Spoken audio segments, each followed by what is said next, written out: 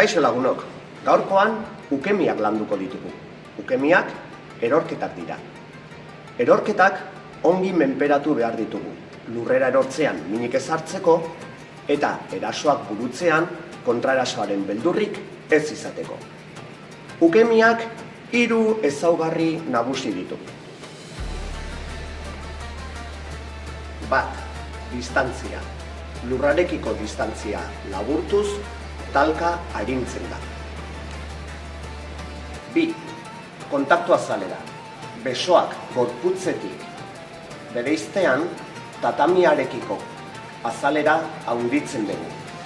Talka azalera osoan banatuz.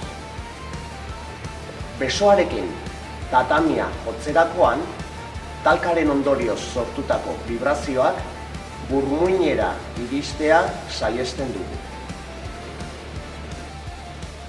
Eta 3. Gurpilekintza. Talka gogorragoa izan ez dadin, biribilkatu erori behar gera. Eta jarraian, ukemi desberdinak azalduko ditugu.